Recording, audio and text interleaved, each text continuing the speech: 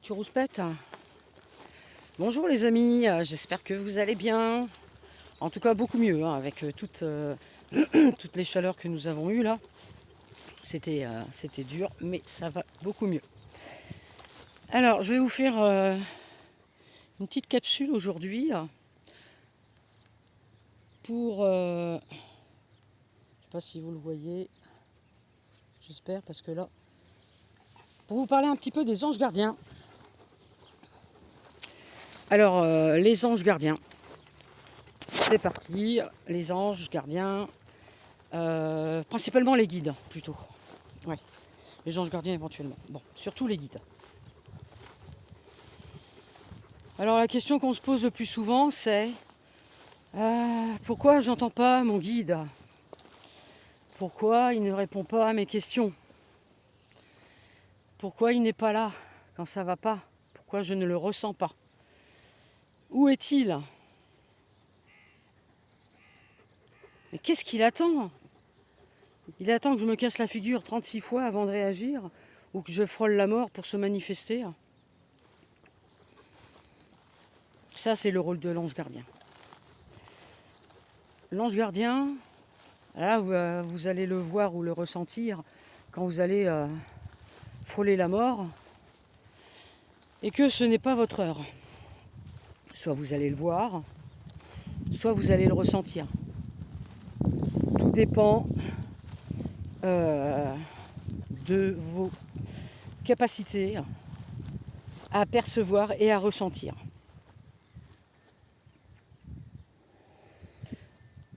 Pourquoi est-ce que j'en bave autant? Pourquoi la vie est si dure? Pourquoi est-ce qu'il ne me montre pas un autre chemin moins dur, moins compliqué? Ben, c'est comme un enfant, hein, c'est pareil. Un enfant qui va apprendre à marcher, on va pas lui apprendre tout de suite le plus facile. Ben non, parce que ça sert à rien et de toute façon, il faut le laisser faire. Parce qu'instinctivement, il va se débrouiller tout seul. Il va savoir exactement ce qu'il faut faire, comment il doit se lever, il doit prendre appui où, comment. C'est naturel. Il sait quelle direction prendre, il sait comment il faut faire. Chez l'adulte, c'est exactement la même chose. À une différence près. C'est qu'on a notre niveau d'analyse qui est différent. Parce qu'on est réveillé. Mais réveillé dans le sens que on sait que si on fait telle ou telle chose, eh bien, ça va nous retomber dessus. Le libre arbitre. L'enfant, lui, il ne va pas analyser tout ça. L'enfant, lui, il va faire les choses. Il ne va pas se dire, ah ouais, si je fais ça, je vais me faire mal. Non. Non, il va se faire mal. Et puis, bon, bah voilà, il va changer de position, de chemin. Le guide n'est pas là pour nous dire, aucun guide ne vous dira, aucun ne vous dira, faut pas aller à gauche, faut aller à droite. C'est pas un guide. Vous avez affaire à une entité qui va forcément vous envoyer vers une direction où vous allez en baver. Ah oui, mais là vous allez vous dire, ah oui, ok, donc si le guide il nous dit pas qu'il faut aller par là parce qu'en fait c'est pas le guide, c'est une mauvaise entité, c'est qu'au final, bah, si on écoute le guide, enfin si on n'écoute pas le guide, eh ben, on devrait prendre la bonne direction. Oui, si on écoute son cœur. Mais il n'y a pas que, parce qu'il y a beaucoup de paramètres. Il y a beaucoup de facteurs qui rentrent en ligne de compte. Votre passé, vos expériences, votre vécu, beaucoup de choses. Votre chemin de vie, c'est quoi, finalement? Est-ce que vous avez signé avec votre âme pour avoir un parcours difficile pendant un laps de temps de votre vie, ou après ça va aller mieux. Mais là, pendant ce parcours, ce petit laps de temps de vie, eh bien vous allez en baver. C'est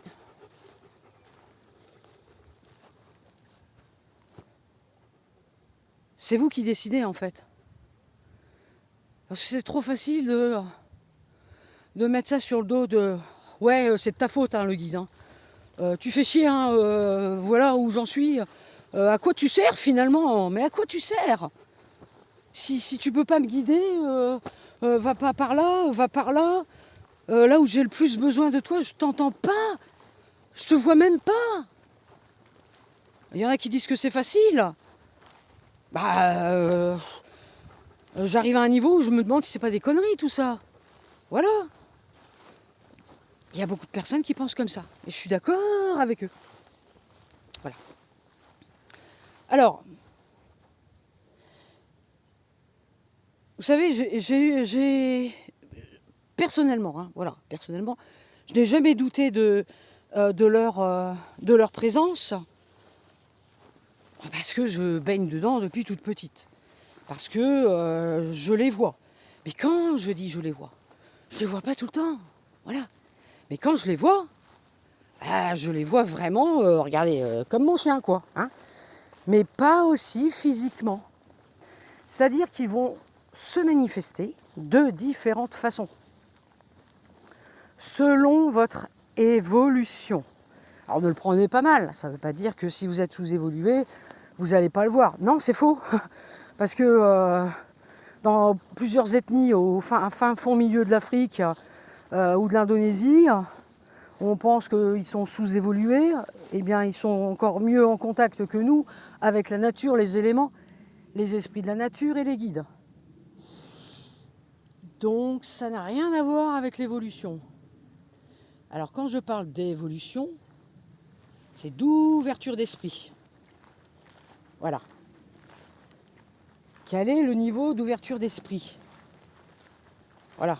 Où est-ce que vous en êtes? Alors il ne faut pas attendre, il ne faut pas chercher, il ne faut pas analyser. Il faut juste être là, présent, maintenant, dans le présent, et réceptionner s'il y a un message ou pas. Parce que si on attend et on demande, qu'est-ce qui va se passer? Eh bien, ça va être une entité qui va passer dans le coin, qui se tourne les pouces, et qui va se dire, oh bah là, tiens, c'est une occasion, là, tiens, on va bien s'amuser avec le petit humain. Voilà, bref. Restez centré, connecté avec vous-même, avec la nature, les éléments. Qu'est-ce que c'est? C'est juste être bien présent, là, maintenant. Être bien avec le cœur, être bien en conscience avec la nature,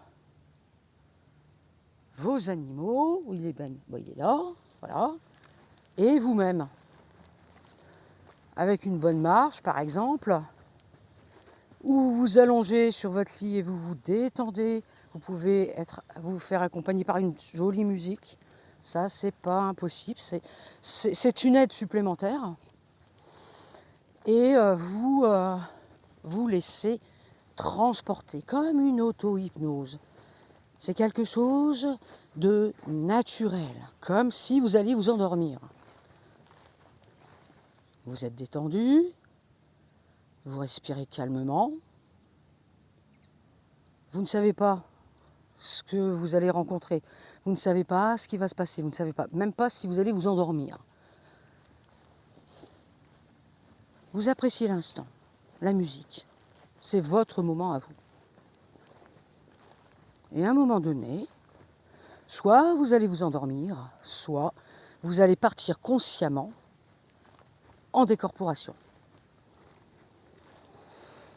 Et c'est là que vous allez rencontrer le gardien du seuil, si vous sortez consciemment. Alors, le gardien du seuil. Le gardien du seuil, c'est une partie de vous-même, c'est votre moitié à vous. C'est tout le côté, en fait, négatif, vos peurs, vos traumas. C'est cette moitié-là, le gardien du seuil. Cette moitié-là de vous qui va être juste devant la porte de votre chambre, en fait. Parce que moi, je l'ai déjà vu. Hein. C'était un monstre. Alors, c'est pour dire que côté obscur, il n'est pas terrible chez moi. Enfin, il n'était pas terrible. En espérant que ce soit amélioré depuis. Bon, donc, quand je l'ai vu, ben, j'ai eu la trouille. Donc, je suis revenue dans mon corps. J'ai pas trop compris ce que c'était. Et je me suis dit, ah, il y a une mauvaise entité dans la maison. Laisse tomber Chris, c'est pas le moment de sortir. En fait, j'avais pas cherché à sortir, j'étais sorti comme ça. Parfois je contrôle, parfois je contrôle pas. Donc, quand vous réussissez à passer le gardien du seuil, eh bien, de l'autre côté, normalement, vous rencontrez votre guide. Ou peut-être même aussi votre ange gardien, qui peut jouer peut-être les deux rôles. Hein. Là, vous pouvez consciemment lui poser toutes les questions. Mais avant, important. Hein, on ne sait jamais. Vous vous adressez donc à l'entité qui se présente devant vous, avant de vous proposer de vous envoyer en voyage, on ne sait où. Écoute, montre-moi ton vrai visage. Montre-moi ton vrai visage originel. Et vous le regardez bien dans les yeux. Ça, c'est important. Alors, s'il esquive, s'il disparaît, ok, c'est bon, c'est pas le guide. S'il ne change pas d'apparence, c'est bon, c'est le guide. C'est une loi universelle, je l'ai déjà répété à plusieurs reprises dans mes vidéos. Ils ne peuvent pas déroger à cette demande, sauf disparaître instantanément. S'ils ne sont pas de vraies entités positives pour notre bien-être. Voilà. Donc, c'est pour moi, je l'ai testé, c'est pour moi le seul moyen, en fait, de tester qui est en face de nous, à qui nous avons affaire. Voilà. Et là, vous pourrez lui poser toutes les questions, mais sans équivoque, parce qu'il va lire au tréfonds de vous-même, il va lire dans votre âme, dans votre cœur. Il saura exactement ce que vous voulez, ce que vous attendez. Il peut répondre à toutes vos questions. Mais jamais, comme je vous disais, jamais il ne vous dira par là, c'est pas la bonne direction, c'est par là qu'il faut aller. Parce que là, on rentre dans le libre arbitre, en fait. Le libre arbitre. Vous voyez, le libre arbitre. Le libre arbitre qui est unique chez le commun des mortels. C'est ce qui nous permet d'agir entre le bien et le mal, de prendre la bonne ou la mauvaise décision. Même si on pense qu'on prend la bonne décision, ça peut être la mauvaise aussi. Bon, bref. Ceci étant, il ne vous dira jamais quelle direction prendre, ok ? C'est clair. Bon, de ce côté-là, c'est bon, vous avez compris, c'est réglé. Vous voulez une réponse ? On va passer à autre chose maintenant. Vous voulez une réponse, des réponses sur votre chemin de vie spirituel. Vous ne savez pas trop, allez, j'ai 2-3 directions, je ne sais pas trop ce que je dois faire, je ne sais pas trop où je dois aller. Mais je n'arrive pas à me décorporer, j'arrive pas vraiment à être conscient dans mes rêves. Voilà. Donc vous allez poser votre question juste avant de vous endormir. Adressez-la bien à votre guide. Ok ? Vous dormez, vous faites votre nuit, les premières heures, la première moitié de la nuit, bon, on s'en occupe pas. C'est tout un bazar, voilà. C'est pas le plus important.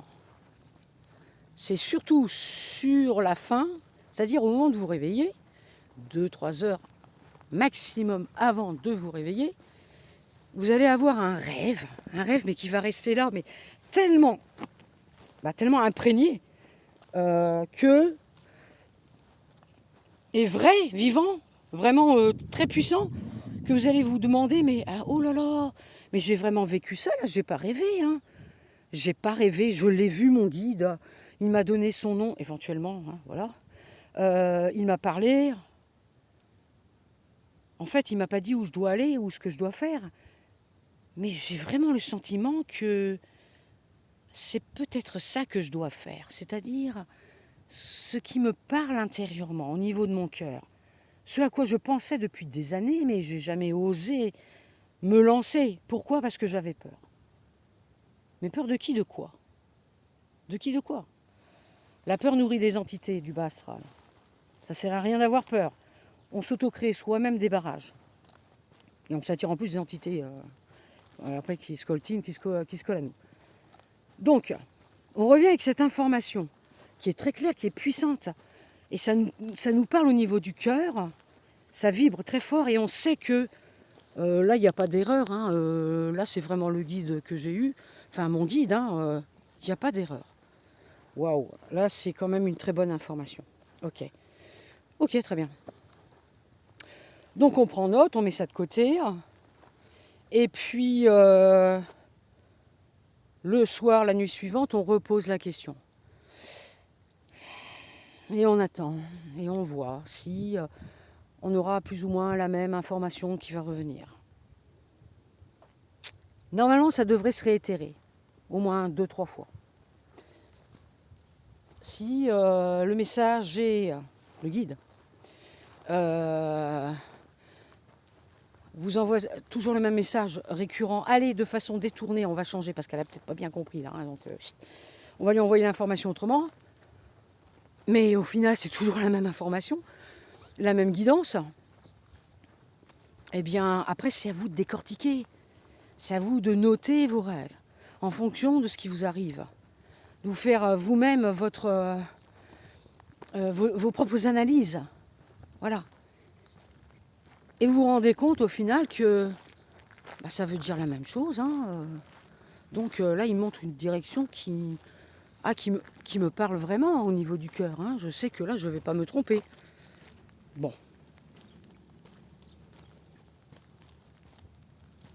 Mais un guide ne va jamais vous dire vous prenez la mauvaise direction. Jamais. Jamais directement. Par contre, si vous ne réagissez pas, là, il va vous le faire comprendre. Bon, là, ok, tu bouges, tu réagis, mais non seulement, alors, c'est peut-être pas la bonne direction, mais en plus, tu ne bouges pas. C'est-à-dire que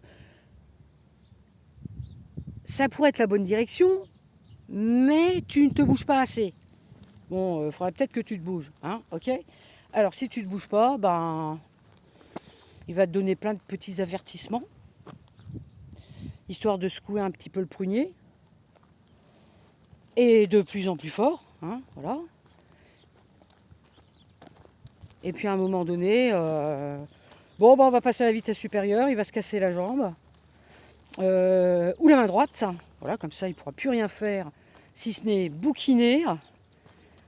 Et comme ça, peut-être que il va enfin se mettre à étudier et à lire pour nourrir son mental, son intellect. La connaissance, elle est intérieure. Mais il n'y a pas que. Il faut aller la chercher, la connaissance aussi. Après la connaissance vient l'expérience.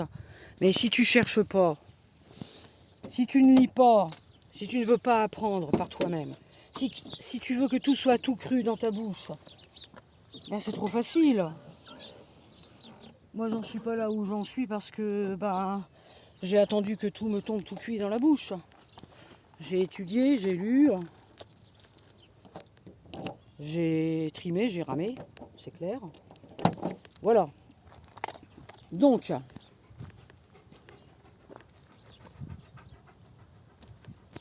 quand la connexion est bien établie avec le guide, rien qu'en fermant les yeux par exemple, on ferme les yeux et avec le troisième œil, on est en contact avec lui et on lui pose la question. Juste, dis-moi si ce que je fais là, finalement, Est-ce que je dois changer quelque chose? Pas est-ce que je suis sur la bonne direction. Est-ce que je dois changer quelque chose? Est-ce que tu as d'autres informations à me donner qui m'auraient échappé? Donc tu fermes les yeux et pour les plus expérimentés, avec le troisième œil, on va voir cette fameuse lucarne qui va s'ouvrir, qui est très nette comme une fenêtre, et on va voir l'autre monde, les autres mondes parallèles. Juste au moment de s'endormir, on va ressentir que notre corps va tourner. C'est juste avant la décorporation. Mais juste avant, le corps est très lourd, très très lourd. Il vibre très très fort. Et juste avant, encore avant, on entend plein de sons. Un brouhaha de sons. On peut entendre des voix. On peut entendre des cloches. Et une fois qu'on est de l'autre côté, on peut être ou pas en présence du guide. Une fois que c'est fait, qu'on est en présence avec le guide, et qu'on le reconnaît, et qu'on reconnaît sa fréquence vibratoire, qui est un son, une musique particulière, c'est sa fréquence à lui, c'est sa note, eh bien on peut se laisser porter, on peut lui faire confiance et aller en voyage avec lui. Et là on aura toutes les réponses que lui voudrait bien nous donner si on est prêt à les entendre, à les accepter et à les comprendre.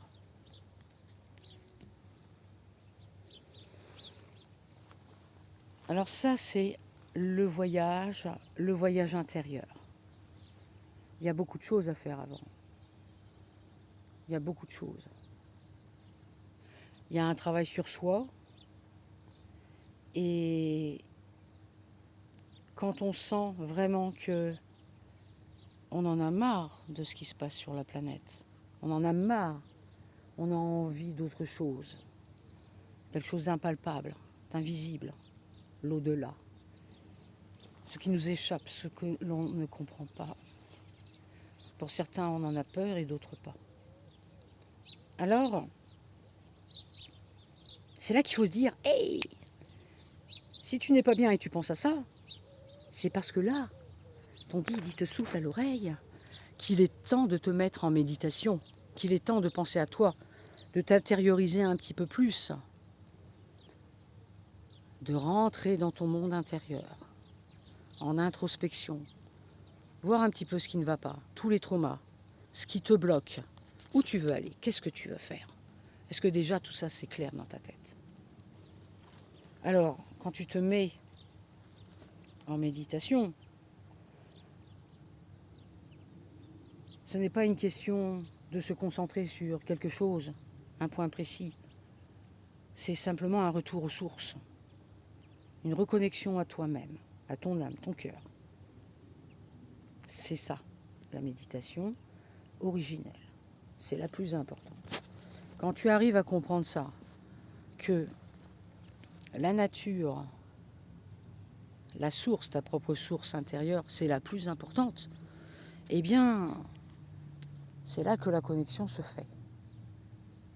Tu vas retrouver l'équilibre. Quand tu en as marre de ta vie, de ton quotidien, et que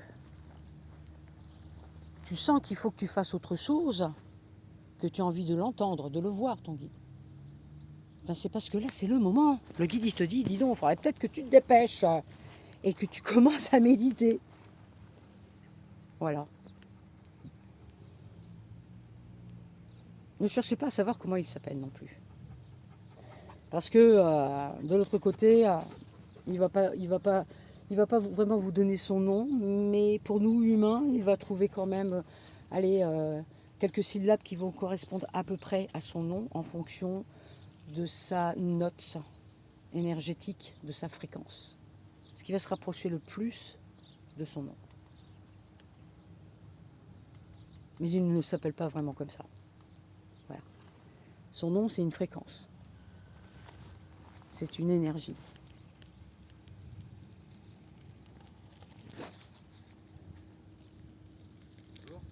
Bonjour monsieur. Non, tu montes. Allez.